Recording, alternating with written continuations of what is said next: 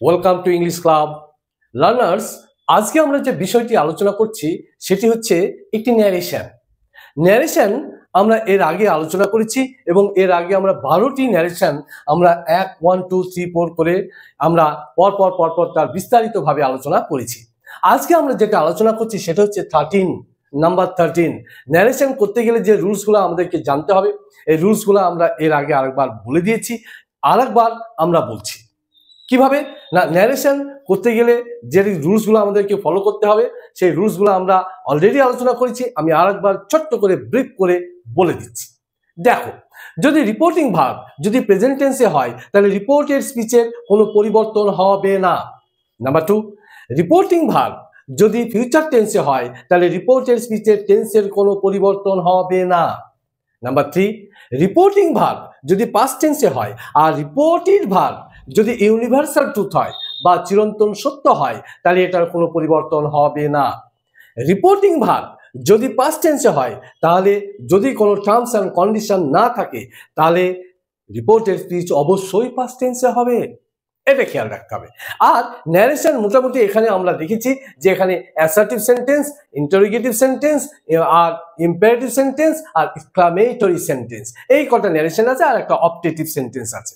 তা তার মধ্যে আজকে যেটা আলোচনা করছি এটি হচ্ছে অ্যাসার্টিভ সেন্টেন্স। এখন অ্যাসার্টিভ সেন্টেন্সের রুলসটা কি? অ্যাসার্টিভ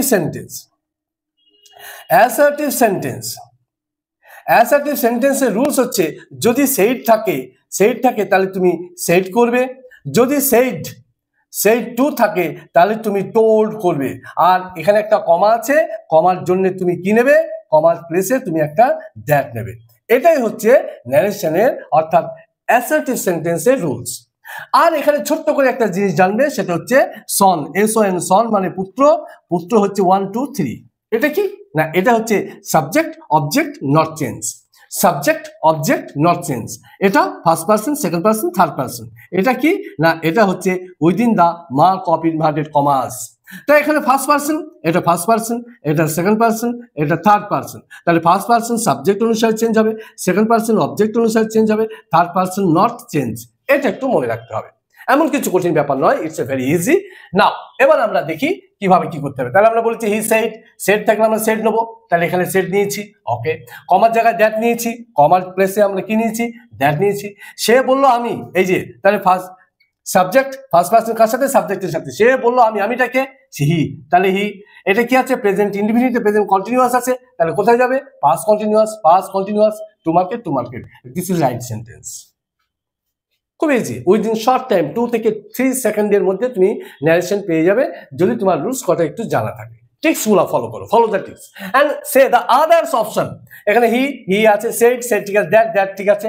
এখানে কি? প্রেজেন্ট কন্টিনিউয়াস, এটাও present continuous, that is wrong. এটা কি? হি সেড দ্যাট, সব ঠিক আছে। এখানে কি আছে? হি ইজ রং, টোটালি রং এটা। অ্যান্ড নাও হি সেজ, এটা প্রেজেন্টে আছে, that is wrong. So your answer is a. Dear learners, ভিডিওটি আশা করি ভালো লেগেছে। ভিডিওটি লাইক করবে, শেয়ার করবে এবং সাবস্ক্রাইব করবে এই রকম বিশেষ ট্রিক্স পেতে।